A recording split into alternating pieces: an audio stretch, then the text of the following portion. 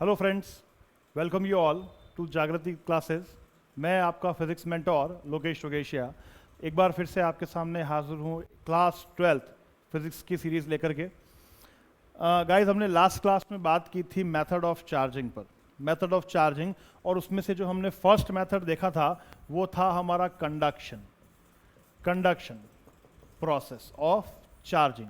ठीक है, काफ़ी सारा डिस्कशन भी किया था हमने कि कंडक्शन मेथड जो होता है वो क्या होता है। मेथड ऑफ चार्जिंग होता है जिसमें किसी एक अनचार्ज्ड या पार्शियली चार्ज बॉडी को किसी ऑलरेडी चार्ज बॉडी के फिजिकल कांटेक्ट में लाया जाता है।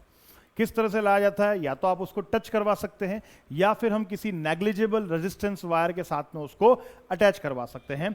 जब हम ये प्रोसेस करते हैं तो क्या होता है, चार्ज हमेशा फ्लो होता है from high potential body to low potential body until and unless there potential of the both bodies becomes equal, जब तक दोनों बॉडीज के पोटेंशियल्स इक्वल ना हो जाते। क्लियर है यहां तक? हाँ, उसके बाद में मैंने आपको मेथड भी बताया था। देखिए, कंडक्शन ऑफ चार्ज पर क्वेश्चंस पूछे जाते हैं, बहुत अच्छे वाले क्वेश्चंस पूछे जाते हैं। यहां पर एक पॉइंट बताना चाहूंगा मैं आपको, एक इंपॉर्टेंट पॉइंट कंडक्शन में। एक ये बात भी हमने कर ली थी कि जो कंडक्शन प्रोसेस है वो परमानेंट मेथड ऑफ चार्जिंग है। क्लियर? एंड साथ ही साथ में इंपॉर्टेंट पॉइंट पहला, through conduction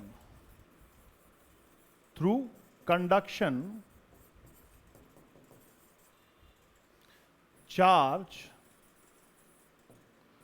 on any body is distributed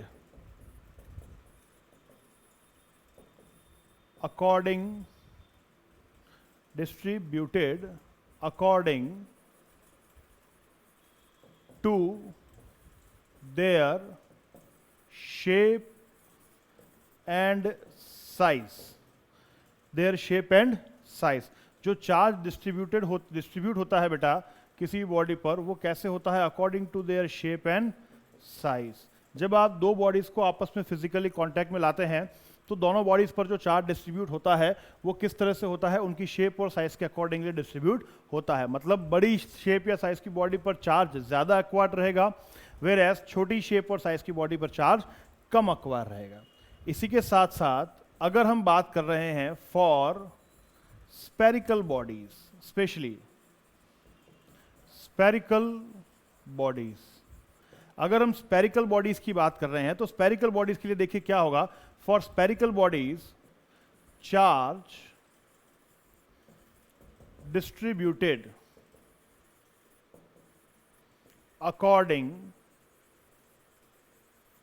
according to their radii, according to their radii. Radii का मतलब हो गया according to their radius. Radius के अकॉर्डिंग क्या होगा? स्पेरिकल बॉडीज में चार्ज डिस्ट्रीब्यूट होगा। ठीक है, इसी कॉन्सेप्ट पर जो है वो कंडक्शन में चार्ज पर क्वेश्चन जो है वो प्रॉब्लम्स पूछी जाती है कि स्पेरिकल बॉडीज में चार्ज कैसे डिस्ट्रीब्यूट होगा। For spherical bodies charge distributed according to their radius के अकॉर्डिंग। कैसे? देखिए, आइए हम बात करते हैं, क्वेश्चन लेते हैं यहां पर। जैसे सपोज कर लीजिए कि ये आपकी एक ऑलरेडी क्या है, एक स्पेरिकल बॉडी है, ये आपका एक स्पेयर है। ठीक है, स्पेयर ए, और ये एक दूसरा स्पेयर है, स्पेयर बी। मान लेते हैं दोनों पर कुछ चार्जेस जो हैं वो पहले से हैं, कुछ चार्ज। अच्छा, इस स्पेयर की जो रेडियस है वो है R1 और इस स्पेयर की रेडियस जो है वो है R2। इस स्पेयर पर चार्ज जो है वो है Q1 और इस स्पेयर पर चार्ज है Q2। नाउ देयरफॉर मैंने आपको क्या कहा था? मैंने आपको कहा था कि यहां पर चार्ज जो है वो कैसे डिस्ट्रीब्यूट होता है बेटा? चार्ज जो डिस्ट्रीब्यूट होगा वो उनके रेडियस के अकॉर्डिंग होगा। अगर मैं इन दोनों बॉडीज को क्या करता हूं, ठीक है, थ्रू कंडक्शन अगर हम इन दोनों बॉडीज को आपस में कांटेक्ट में ले आए, जैसे कि ये बॉडी और ये बॉडी, दोनों स्पेयर्स हैं, इनको हमने क्या किया? आपस में ज्वाइन कर दिया नेग्लिजिबल रेजिस्टेंस वायर्स के थ्रू। इसकी रेडियस है R1, इसकी रेडियस है R2। तो दोनों में क्या होगा गाइस? दोनों में चार्ज का रीडिस्ट्रीब्यूशन होगा। चार्ज क्या होगा? रीडिस्ट्रीब्यूशन होगा। यहां पर चार्ज क्या होगा? Charge redistribution. चार्ज रीडिस्ट्रीब्यूशन, यहां पर चार्ज का रीडिस्ट्रीब्यूशन होगा और दोनों पर जो है वो चार्ज जो है वो डिस्ट्रीब्यूट हो जाएगा। और डिस्ट्रीब्यूट हो जाने के बाद में सपोज कीजिए, ठीक है, पहले वाले स्पेयर पर चार्ज आ जाएगा Q1 डैश, दूसरे वाले स्पेयर पर चार्ज आ जाएगा Q2 डैश।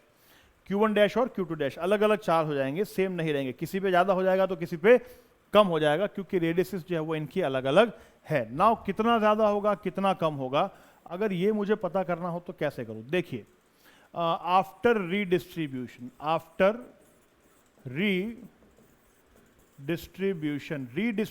के बाद में अगर हमें चार्ज की वैल्यूज कैलकुलेट करनी हो तो किस तरह से करेंगे? Q1 dash is proportional to R1, जैसा कि हमने स्टेटमेंट लिखा है। पहली बॉडी पर जो चार्ज होगा वो उसकी रेडियस के प्रोपोर्शन में डिस्ट्रीब्यूट होगा। Similarly Q2 dash proportion to R2, proportionally R2। Second वाली बॉडी पर जो चार्ज डिस्ट्रीब्यूट होगा वो उस रेडियस के अकॉर्डिंग डिस्ट्रीब्यूट होगा। And total charge QT, total charge जो होगा वो क्या R1 प्लस R2 के प्रोपोर्शन में होगा बेटा? Total radius Q1 dash proportion to R1, Q2 dash proportional to R2 and QT proportional to R1 plus R2। I hope आपको ये चीज समझ आई होगी। नाउ अब हम क्या करेंगे, यहां पर हम कर रहे हैं इक्वेशन 1 और इक्वेशन 3 को डिवाइड। अगर इक्वेशन 1 और इक्वेशन 3 को डिवाइड करते हैं तो देखिए क्या आएगा, Q1 dash upon QT is equal to R1 upon R1 plus R2। ये बात समझ में आएगी? R1 upon R1 plus R2। देखिए, क्योंकि प्रोपोर्शनल हटाएंगे तो ऊपर और नीचे कांस्टेंट्स आएंगे, वो कांस्टेंट्स वैसे ही सेम होंगे तो कैंसिल आउट हो जाएंगे, इसलिए मैंने सीधा इक्वल टू का साइन लगा दिया है। तो यहां पर Q1 डैश की वैल्यू क्या बन जाती है? R1 upon R1 plus R2 into QT। Q1 dash स्पेयर ए पर जो चार्ज डिस्ट्रीब्यूट हो जाएगा उसका फॉर्मूला ये बन जाएगा बेटा, स्पेयर ए पर जो चार्ज डिस्ट्रीब्यूट होगा उसकी इक्वेशन क्या बनेगी? R1 upon R1 plus R2 into QT, Q total. Where as अगर इक्वेशन 2 और इक्वेशन 3 का डिवाइड करें तो ये हो जाएगा Q1, सॉरी एक सेकेंड, इसको वापस लिख लेते हैं। इक्वेशन 2 और 3 का डिवाइड करें तो ये बन जाता है Q2 dash upon QT is equals to R2 upon R1 plus R2। तो Q2 डैश आपका हो जाएगा R2 upon R1 plus R2 into QT। बताएं, ये बात समझ आएगी बेटा? Q2 डैश स्पेयर बी पर आफ्टर डिस्ट्रीब्यूशन चार्ज कितना हो जाएगा? स्पेयर ए पर चार्ज की वैल्यू ये आएगी आपके पास R1 upon R1 plus R2 QT, और स्पेयर बी पर जो चार्ज आएगा डिस्ट्रीब्यूट होने के बाद Q2 डैश वो आ जाएगा R2 upon R1 plus R2 into QT। आई होप आपको एक डेरिवेशन जो है फॉर्मूला डेरिवेशन समझ आया होगा। देखिए इस पर प्रॉब्लम्स किस तरह से आती हैं उन पर डिस्कशन करते हैं, ठीक है? आइए आगे चलें, नोट कर सकते हो आप। देखिए, सॉरी, देखिए क्वेश्चन किस तरह से पूछा जाता है। दो स्पेयर्स हैं यहां पर, एक की रेडियस आप मान लीजिए 4 सेंटीमीटर एंड दूसरा स्पेयर है, इसकी रेडियस आप सपोज कर लीजिए कुछ 6 सेंटीमीटर। इसको बड़ा बना देते हैं, ठीक है, वही बेटर होगा हमारे लिए। ये रेडियस है 6 सेंटीमीटर। 4 सेंटीमीटर जो आपका चार्ज बॉडी है इस पर सपोज कर लीजिए 80 माइक्रोकूलम पॉजिटिव चार्ज है, और इस 6 सेंटीमीटर बॉडी पर 40 माइक्रोकूलम पॉजिटिव चार्ज है। ये डिस्ट्रीब्यूशन से पहले की कंडीशन है। देखिए दोनों स्पेयर आपस में किसी भी कंडीशन में कांटेक्ट में नहीं है, और देख पा रहे हैं आपके जो छोटा स्पेयर है उस पर ज्यादा चार्ज है, कितना? 80 माइक्रोकूलम, और जो बड़ा स्पेयर है उस पर कम चार्ज है, कितना? 40 माइक्रोकूलम, ठीक है। क्वेश्चन ये कहता है find the value of charge on both the spheres after redistribution. After charge redistribution through conduction. Question आपका ये है, क्या करना है आपको? Find the value of charge on both the spheres after redistribution through conduction. Conduction के बाद मतलब इस तरह से देखिए यहां पर देख लेते हैं कंडक्शन. सॉल्यूशन आपका, हमने क्या किया, इन दोनों स्पेयर्स को 4 सेंटीमीटर और 6 सेंटीमीटर दोनों स्पेयर्स को आपस में क्या कर लिया, नेग्लिजिबल वायर से कनेक्ट कर दिया. इस पर चार्ज था 80 माइक्रोकुलाम, इस पर चार्ज था 40 माइक्रोकुलाम. अब जब ये दोनों आपस में कनेक्ट हो जाएंगे, चार्ज रीडिस्ट्रीब्यूट होगा, तो इन पर दोनों पर चार्जेस की वैल्यू वो नहीं रहेगी जो कनेक्शन से पहले थी. कितनी रहेगी हम उसको कैलकुलेट कर सकते हैं. इसके लिए मैंने आपको रिलेशन बताया है. इसका चार्ज मैं मान लेता हूं QA और इसका मान लेते हैं हम QB. तो QA की वैल्यू क्या हो जाएगी बेटा, यहां से QA की वैल्यू देखिए R1 means 4 centimetre upon total 4 centimetre plus 4 centimetre plus 6 centimetre into total charge. Total charge कितना है देखिए सिस्टम का, 80 microcoulomb plus 40 microcoulomb which is 120 microcoulomb. I hope आपको ये चीज समझ आई होगी. वैल्यू पुट किए मैंने फॉर्मूले के अंदर, तो Q क्या हो जाएगा आपका 4/10 इंटू 120 माइक्रोकुलाम. 10 से 0 कैंसिल आउट हो गया. QA की वैल्यू क्या आएगी बेटा आपके पास, 12 4 48 माइक्रोकुलाम. देखिए ये आपके पास में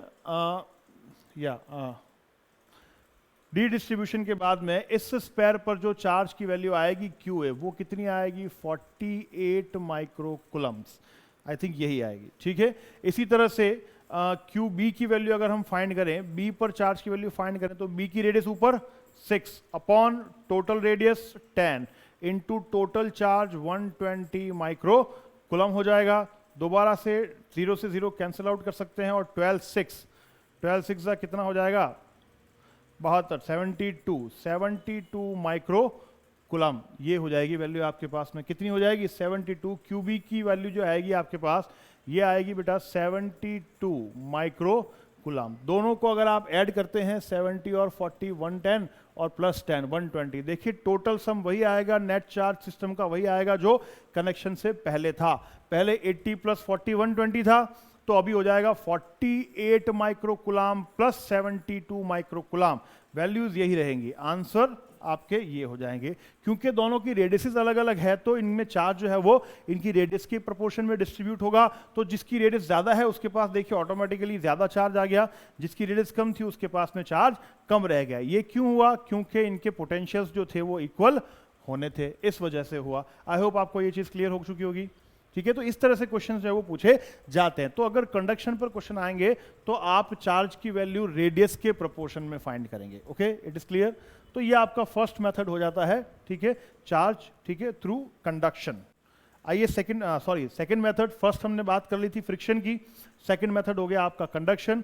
थर्ड मेथड पर बढ़ते हैं अब, हमारा इंडक्शन. तो आपका जो थर्ड मेथड है ऑफ चार्जिंग वो है इंडक्शन. इंडक्शन डेफिनेशन क्या लिखेंगे इसके अंदर, induction, when a uncharged body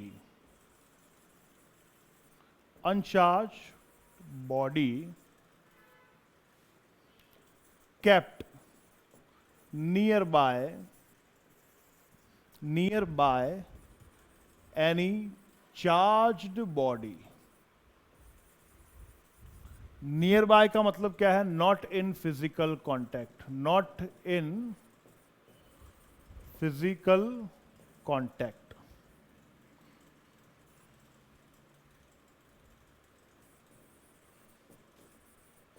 not in physical contact. Then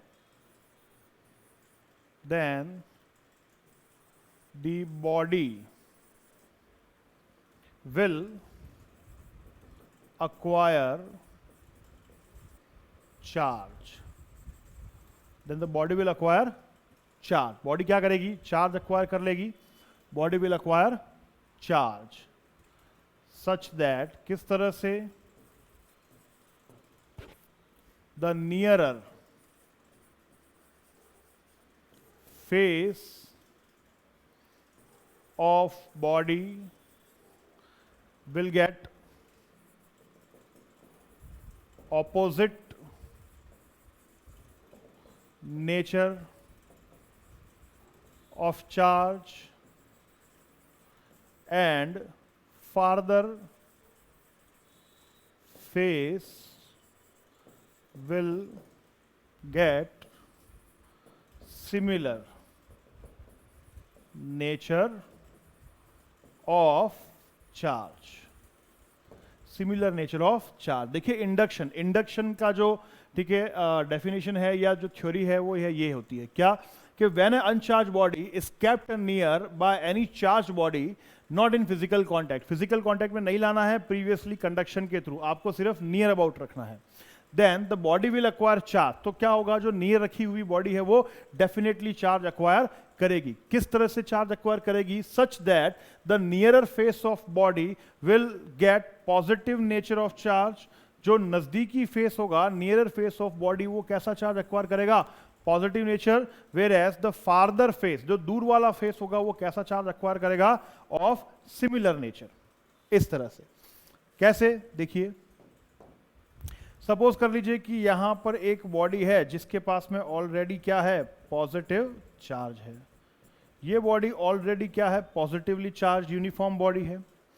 इस बॉडी के पास में मैं क्या करता हूं गाइस, एक अनचार्ज स्पेयर या अनचार्ज बॉडी लेकर आता हूं, जो कि एक पर्टिकुलर फाइनाइट डिस्टेंस पर लोकेटेड है। ऐसा नहीं बहुत ज्यादा दूर रखना नहीं है आपको, इसको एक फाइनाइट डिस्टेंस पर लोकेट करना है। फाइनाइट डिस्टेंस का मतलब क्या, कि ये अनचार्ज बॉडी इस पॉजिटिव चार्ज बॉडी की फील्ड के अंदर, इलेक्ट्रिक फील्ड के अंदर आनी चाहिए।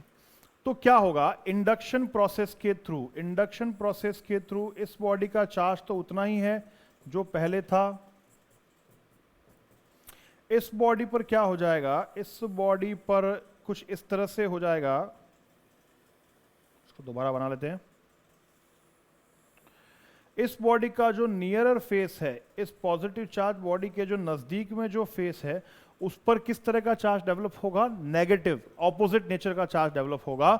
वेयर एज जो फार्दर फेस है उस पर किस तरह का चार्ज डेवलप होगा, पॉजिटिव चार्ज डेवलप होगा।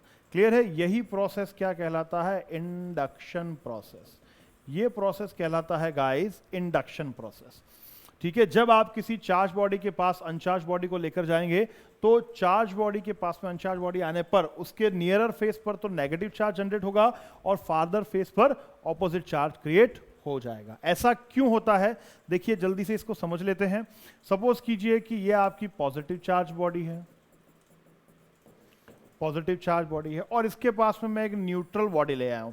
न्यूट्रल बॉडी को किस तरह से अज्यूम किया जा सकता है कि देखिए पॉजिटिव, इसका जो पॉजिटिव चार्ज होता है वो भी सेंटर पर होता है, और नेगेटिव चार्ज जो होता है वो इसके न्यूक्लियस के अराउंड होता है। ठीक है, सर्कुलर ऑर्बिट्स में मूव कर रहा होता है, लेकिन इनकी जो सेंटर ऑफ ग्रेविटी है, सेंटर ऑफ मास कह लीजिए या सेंटर ऑफ ग्रेविटी पॉइंट कह लीजिए, क्या वो न्यूट्रल बॉडी के, पॉजिटिव बॉडी का centre of gravity and negative body का सेंटर ऑफ ग्रेविटी दोनों ही एक ही पॉइंट पर लाई करते हैं। कहां लाई करते हैं, एक ही पॉइंट पर लाई करते हैं। मतलब इस पूरी बॉडी का पॉजिटिव चार्ज सेंटर पॉइंट पर कंसंट्रेटेड है, साथ ही साथ मैं ये मान सकता हूं कि पूरी बॉडी का नेगेटिव चार्ज जो है वो भी इसके सेंटर पॉइंट पर ही कंसंट्रेटेड है। तो पॉजिटिव के ठीक ऊपर नेगेटिव आ गया, इस वजह से ये बॉडी जो है ये क्या हो गई, ये अनपोलराइज्ड बॉडी कहलाती है, अनचार्ज्ड बॉडी कहलाती है। एटम की बात कर रहा हूं। बट अगर जब मैं इसको इस पॉजिटिव चार्ज की फील्ड के अंदर लेकर आता हूं गाइस, तो क्या होता है, इसके अंदर पोलराइजेशन इफेक्ट क्रिएट हो जाता है। क्या इफेक्ट क्रिएट हो जाता है बेटा, पोलराइजेशन इफेक्ट क्रिएट हो जाता है। क्या मतलब पोलराइजेशन इफेक्ट का, ये बॉडी जो है, ये स्पेयर जो है, ये आपका कुछ इस तरह से बन जाता है। एक एटम की बात कर रहा हूं, एटम आपका इस तरह से क्या हो जाता है, इस तरह से इसका जो शेप है वो थोड़ा सा, ठीक है, गड़बड़ा जाता है। क्यों गड़बड़ा जाता है, क्योंकि देखिए इसमें जितना भी नेगेटिव चार्ज है, ठीक है, नेगेटिव इलेक्ट्रॉन्स हैं, जो भी फ्री इलेक्ट्रॉन्स हैं, वो सारे के सारे इस पॉजिटिव चार्ज बॉडी की तरफ क्या होते हैं, अट्रैक्ट होते हैं। वेयर एज जितना भी आपका पॉजिटिव चार्ज है इस पूरी बॉडी का, वो एक दूसरी तरफ अट्रैक्ट हो जाता है ड्यू टू रिपल्शन। हाँ, क्योंकि ये पॉजिटिव चार्ज बॉडी है, इसको इलेक्ट्रॉन्स चाहिए, तो ये इलेक्ट्रॉन्स को अपनी तरफ अट्रैक्ट करता है, लेकिन ये इलेक्ट्रॉन इस बॉडी से जंप करके दूसरी बॉडी में नहीं जा पाते, क्योंकि इनके पास इतनी इनफ एनर्जी नहीं होती और ये गैप भी बहुत ज्यादा होता है। इस वजह से सारे के सारे इलेक्ट्रॉन्स जो हैं आपके, वो इस कॉर्नर पर आकर के क्या हो जाते हैं, इकट्ठे हो जाते हैं। ये हर एक एटम की कहानी बता रहा हूं आपको। इस प्रोसेस को पोलराइजेशन भी कहते हैं, जो हम आगे बात करेंगे इस पर। पोलराइजेशन, तो यहां पर कुछ इस तरह से पोलराइजेशन का इफेक्ट होता है, तो हर एटम का नेगेटिव चार्ज इस तरफ इकट्ठा हो जाता है और पॉजिटिव चार्ज दूसरी तरफ इकट्ठा हो जाता है। इस तरह से आपकी जो टोटल बॉडी है वो इस तरह से चार्ज हो जाती है। नियरर फेस जो है वो ऑपोजिटली चार्ज हो जाएगा और फार्दर फेस सिमिलर चार्ज हो जाएगा। क्लियर है? इसको हम क्या बोलेंगे, चार्ज थ्रू इंडक्शन प्रोसेस। ठीक है, ये एक टेम्पररी चार्जिंग प्रोसेस है गाइस। किस तरह का प्रोसेस है? टेम्पररी। इसको थोड़ा ब्रीफली लिख लेते हैं हम।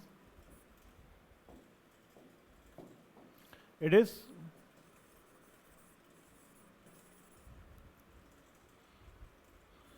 Temporarily charging process.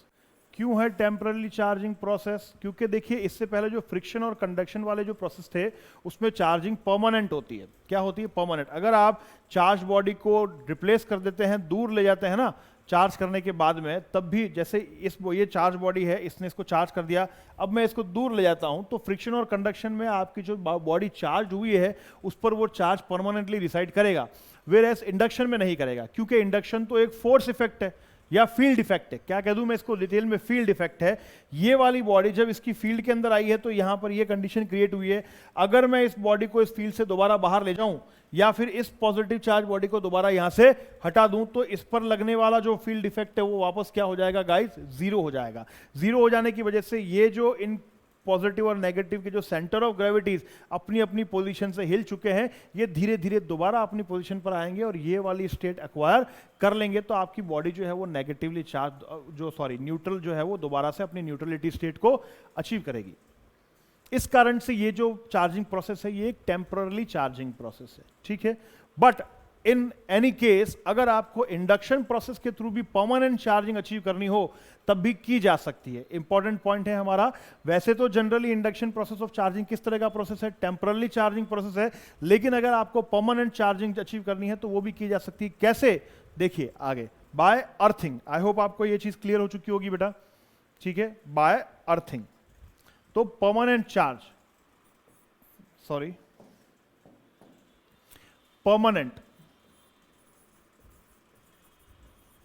permanent charging can be achieved through earthing। कैसे अचीव होगी? ध्यान रखिएगा, थ्रू अर्थिंग। अर्थिंग क्या होता है? अर्थिंग हमारे घरों में जो सप्लाई, जो इलेक्ट्रिसिटी सप्लाई हम कंस्ट्रक्ट करवाते हैं, उसमें हमेशा एक वायर अर्थ के अंदर हम डाल देते हैं।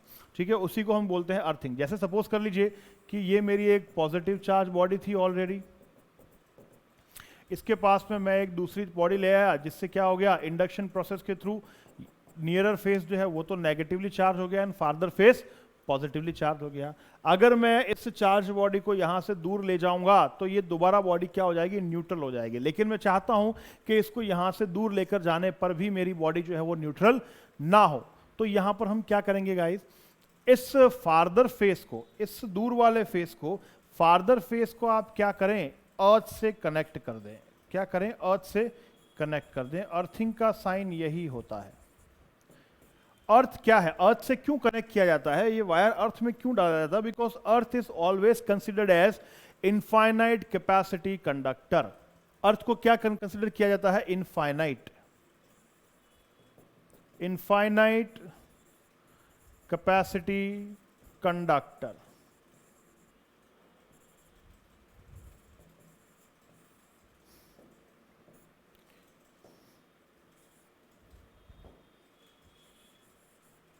Infinite capacity conductor. Infinite capacity conductor का मतलब क्या है? कि अर्थ की जो है वो चार्ज एक्वायर करने की या चार्ज स्टोर करने की जो कैपेसिटी है वो इन्फिनिटी है। आप चाहे जितना एक्सेस अमाउंट ऑफ चार्ज जो है वो अर्थ को सप्लाई कर सकते हैं। तो देखिए जैसे ही हम क्या करते हैं, यहां से एक वायर निकाल करके और इसको अर्थ में क्या करते हैं, कनेक्ट करते हैं। तो देखिए यहां का जो पॉजिटिव चार्ज है वो ऑलरेडी इस पॉजिटिव बॉडी से रिपेल हो रहा था, और इस पॉजिटिव चार्ज को बाहर निकलने के लिए क्या मिल गया, रास्ता मिल जाता है। क्या मिल जाता है गाइस, एक कंडक्टर वायर कनेक्ट हो गया। तो ये सारा एक्सेस पॉजिटिव चार्ज जो है आपका, ये सारा एक्सेस पॉजिटिव चार्ज जो है वो इस कंडक्टर वायर के थ्रू अर्थ में फ्लो कर जाता है। जब ये कंडक्टर वायर के थ्रू अर्थ में फ्लो कर जाता है तो अगेन जो सिचुएशन है आपकी वो क्या बन जाती है, यहां पर सिचुएशन ये बन जाती है कि अब इस बॉडी पर सिर्फ और सिर्फ नेगेटिव चार्ज रह जाता है। क्या रह जाता है, नेगेटिव चार्ज रह जाता है, क्योंकि पॉजिटिव चार्ज जो है वो सारा कहां चला गया, अर्थ में चला गया। तो इस बॉडी को अगर हम फ्री कर देते हैं तो सिर्फ और सिर्फ क्या रह जाता है इस बॉडी पर, पॉजिटिव चार्ज। और कैसे रह जाता है, परमानेंट। किस तरह से रह जाता है, परमानेंट। परमानेंट रह जाने का मतलब क्या है कि इस नेगेटिव चार्ज को न्यूट्रलाइज करने वाला कोई भी पॉजिटिव चार्ज यहां पर प्रेजेंट नहीं है। इस नेगेटिव चार्ज को न्यूट्रलाइज करने वाला कोई भी पॉजिटिव चार्ज यहां प्रेजेंट नहीं है। वो सारा चार्ज कहां जा चुका है, अर्थ में जा चुका है। तो कंडक्शन के through permanent charging can be achieve through earthing, इस तरह से समझेंगे हम। आई होप आपको ये चीज क्लियर हो चुकी होगी, permanent charging can be achieve through earthing. एक चीज और लास्ट इसमें,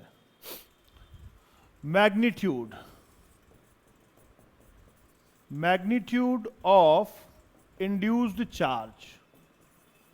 इंड्यूस्ड चार्ज, जो बॉडी पर चार्ज इंड्यूस होता है ना बेटा, वो किस मैग्नीट्यूड का होता है। सपोज कर लीजिए ये आपकी बॉडी थी, इस पर जो चार्ज था वो था कैपिटल क्यू। कितना था, कैपिटल क्यू। इसके पास में मैं दूसरी अनचार्ज बॉडी लेकर आया तो उसके एक साइड में क्या हो गया, माइनस क्यू चार्ज जनरेट हुआ, और दूसरी साइड में कितना चार्ज जनरेट हुआ, प्लस क्यू। देखिए बॉडी से इंड्यूस्ड चार्ज की जो वैल्यू है वो डिफरेंट हो सकती है, बट दोनों साइड में, एक ही बॉडी पर फार्दर और नियरर फेस की साइड में जो बॉडीज होंगी, जो चार्ज का मैग्नीट्यूड होगा वो सेम होगा। अगर यहां माइनस क्यू आ रहा है स्मॉल क्यू, तो यहां भी प्लस स्मॉल क्यू ही आएगा। और ये माइनस क्यू और प्लस स्मॉल क्यू की जो वैल्यू है ये क्या होगी, ये वैल्यू हम यहां से फाइंड करते हैं। फॉर्मूला होता है इंड्यूस्ड चार्ज। इंड्यूस्ड चार्ज का फॉर्मूला होता है Q is equals to Q 1 minus 1 upon epsilon R। Induced charge calculate करने का डायरेक्ट फॉर्मूला आपको याद रखना है guys, Q small q is equals to capital Q 1 minus 1 upon epsilon R, where epsilon R is what, ये हम अभी आगे पढ़ेंगे। एप्सिलॉन R जो है आपका वो क्या है, इसको हम बोलते हैं रिलेटिव परमिटिविटी ऑफ मीडियम। एक कांस्टेंट वैल्यू होती है जो मीडियम टू मीडियम क्या करती है, वेरी करती है। मीडियम टू मीडियम वेरी करती है। एयर के लिए रिलेटिव परमिटिविटी की वैल्यू 1 होती है। वाटर के लिए, इसको आप याद रखें, रिलेटिव परमिटिविटी की वैल्यू 81 होती है।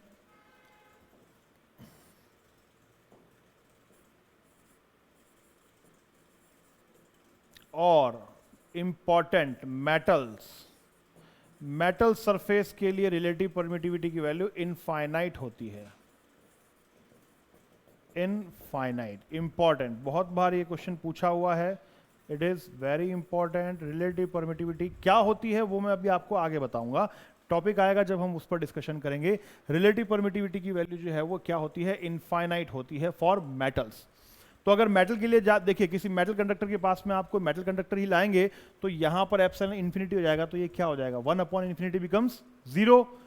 स्मॉल q जो है वो कैपिटल Q के इक्वल हो जाता है। Small q for metals, small q is equals to capital Q आएगा क्या आपके पास में, इस फॉर्मूले के अकॉर्डिंग। मतलब अगर किसी मेटल बॉडी को आप क्या करेंगे, किसी मेटल बॉडी के पास में ले आएंगे तो उस पर इंड्यूस्ड चार्ज की वैल्यू वही होगी जो एक्चुअल में मेटल बॉडी पर चार्ज की वैल्यू है। तो आई होप आपको ये चीज समझ में आ चुकी होगी। वेर एज, अच्छा इसके साथ साथ जो कैपिटल Q है ये क्या है, ये है आपका सोर्स चार्ज। जो आपकी सोर्स बॉडी है, जो चार्ज करने वाली बॉडी है उसका चार्ज, और स्मॉल q जो है यहां पर वो क्या है, इंड्यूस्ड चार्ज। स्मॉल q बन जाएगा बेटा इंड्यूस्ड चार्ज। क्लियर है? आई होप आपको ये चीज समझ में आ गया हो गया। तो ये मेथड हो गया हमारा, तीनों मेथड्स हो गए हमारे 1 by 1 of charging, friction, conduction and induction. ठीक है, तीनों मेथड्स हो गए हैं, नोट कर लीजिए। ये आपका थर्ड मेथड है, मेथड ऑफ इंडक्शन। आगे बढ़ा जाए, चलिए। तो यहां पर हमारे जो मेथड्स ऑफ चार्जिंग है वो कंप्लीट हो जाते हैं, और अब हम बढ़ते हैं हमारे नए टॉपिक की तरफ, जो कि है electrostatics, sorry Coulomb's law of electrostatic force. बहुत ही इंपॉर्टेंट टॉपिक है Coulomb's law.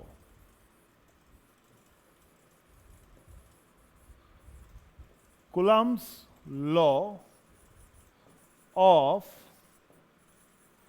Electrostatic force between two static charges. ये भी बोल सकते हैं आप, between two static charges. Coulomb's law of electrostatic force between two static charges. देखिए, दो स्टैटिक चार्जेस की बात हमने की थी कि दो चार्ज होते हैं, तो चार्ज के दो टाइप्स भी होते हैं, पॉजिटिव और नेगेटिव। और ये जो टाइप्स होते हैं, इनकी वजह से क्या होता है, इन चार्जेस के बीच में फोर्स अप्लाई होता है, which is may be attraction और रिपल्शन, डिपेंड करता है इनके नेचर पर। अब जब ये फोर्स अप्लाई होता है, तो ये फोर्स का क्या मैग्नीट्यूड होगा, किस वैल्यू के अकॉर्डिंग ये अप्लाई होगा, किस डायरेक्शन में ये अप्लाई होगा, इन सारी चीजों की बात भी हमें यहां पर करना जरूरी है।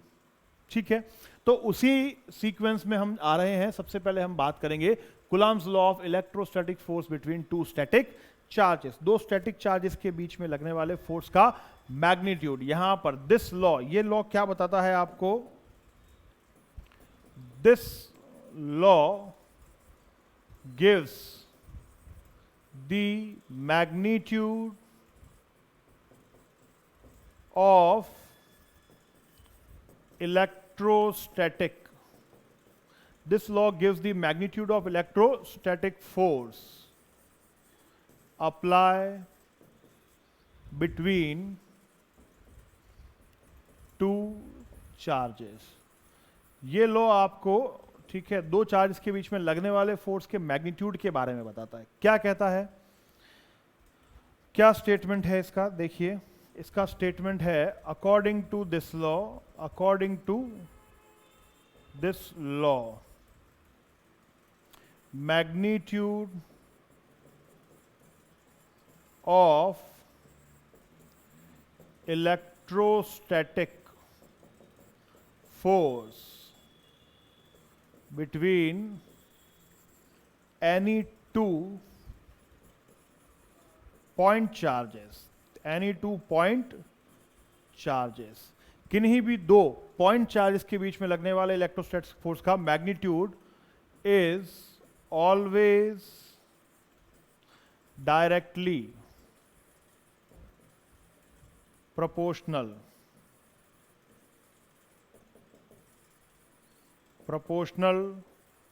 To the product of magnitude of charges, product of magnitude of charges and inversely proportional to the square of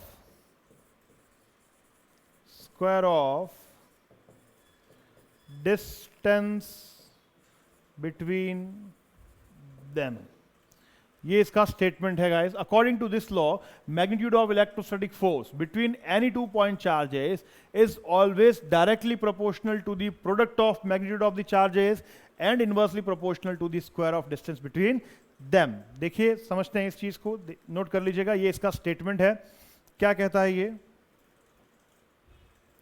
late there be two point charges. ये दो पॉइंट चार्जेस हैं, सपोज कीजिए इसका मैग्नीट्यूड Q1 है और इसका मैग्नीट्यूड Q2 है।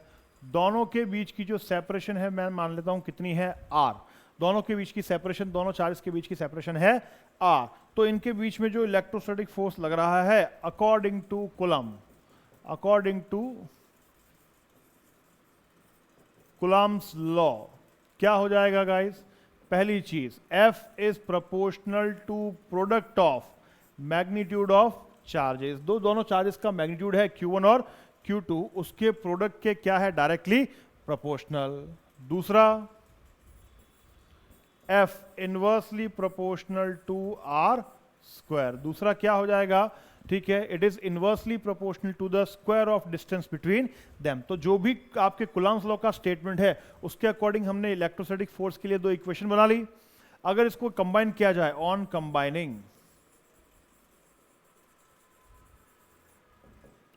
Combining F क्या हो जाएगा, proportional to Q1 Q2 divide by R square. क्या इस तरह से लिखा जा सकता है, अगर इसको कंबाइन कर दिया जाए तो F proportional Q1 Q2 by R square बन जाता है।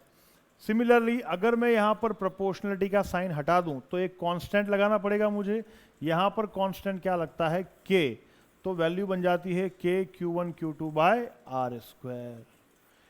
K इज व्हाट, proportionality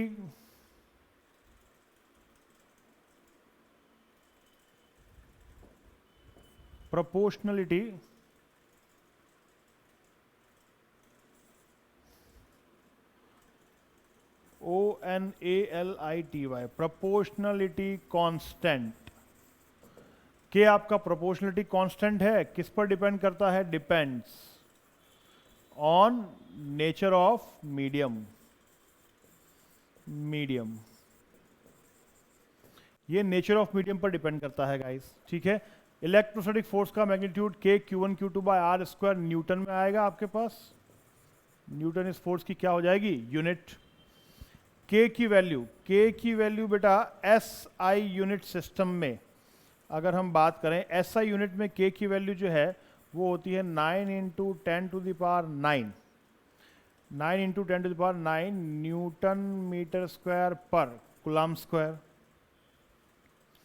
और अगर हम CGS यूनिट सिस्टम में बात करें, CGS यूनिट में, तो CGS यूनिट में K की वैल्यू हो जाती है 1 9 इंटू सेंटीमीटर स्क्वायर पर ESU का स्क्वायर, ये तो कूलम्ब स्क्वायर हो गया और ये ESU का स्क्वायर हो गया, ठीक है ना।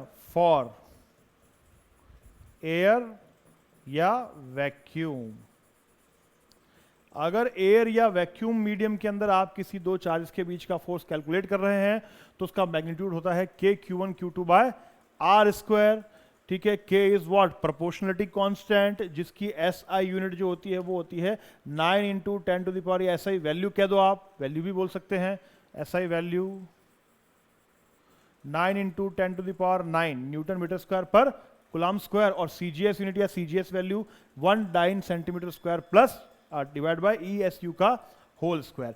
ये वैल्यूज जो है वो किसके लिए एप्लीकेबल है, जब आप दो चार्जेस के बीच में फोर्स निकाल रहे हैं इन एयर और वैक्यूम। ध्यान रखिएगा गाइस, जब तक आप इन दोनों चार्जेस के बीच में फोर्स एयर या वैक्यूम में निकाल रहे हैं तब तक ही आप K की ये वैल्यूज जो है वो अप्लाई करेंगे। क्लियर है। सिमिलरली देखिए, K की वैल्यू फाइंड करने के लिए एक रिलेशन अप्लाई होता है जो आपको याद रखना है, 1/4 पाई एप्सिलॉन नॉट। K की वैल्यू कहां से आई, इस रिलेशन से आई, K is equal to 1/4 pi epsilon not.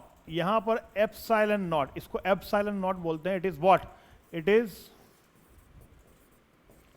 Electrical permittivity of free space in air या वैक्यूम। एयर और वैक्यूम के लिए लगभग सेम होगी। एप्सिलॉन नॉट को यहां पर कहा जाता है electrical permittivity of free space, जिसकी वैल्यू एयर या वैक्यूम के लिए फिक्स होती है guys 8.85 into 10 to the power -12 coulomb square upon newton metre square.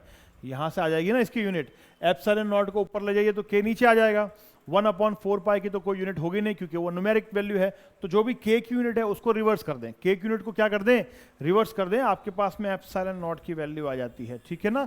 तो ये एयर या वैक्यूम के लिए वैल्यू फिक्स होती है गाइस, एयर या वैक्यूम के लिए ये वैल्यू फिक्स होती है एप्सिलॉन नॉट की value.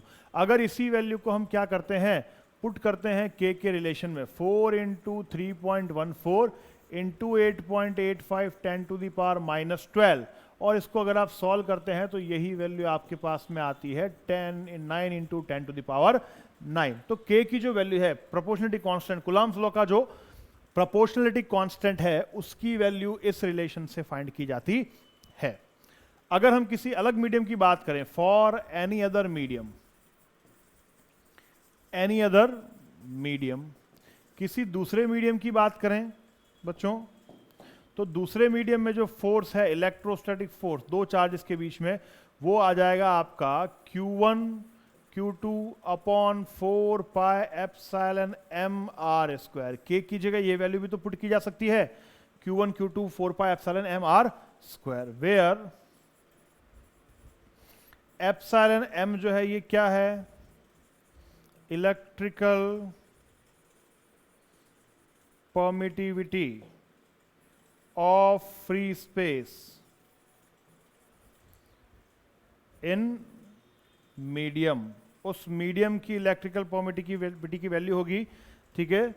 Don't worry about that, ये आपको क्वेश्चन में गिवन होगी, ध्यान रखिएगा। एप्सिलॉन m क्या हो गया, electrical permittivity of free space in medium, तो किसी अदर मीडियम में फोर्स ये हो जाएगा, क्लियर है। सिमिलरली अगर एयर में लिखना हो तो एफ एयर को आप इस तरह से लिख सकते हैं, Q1 Q2/4 pi epsilon not r²। देख लीजिएगा, एयर में दो चार्ज के बीच का फोर्स और मीडियम में किन्हीं दो चार्ज के बीच का फोर्स, इस रिलेशन से भी फाइंड किया जा सकता है। तो आई होप आपको ये चीज समझ में आई होगी। This is what our Coulomb's law of electrostatic force between any two charges. इसके बारे में और चर्चा करेंगे लेकिन अब हम हमारी नेक्स्ट क्लास में, ठीक है। तो इसको यहां तक रीड कीजिएगा, मिलते हैं हम हमारे नेक्स्ट क्लास में guys. Thank you for today, have a nice day, thank you.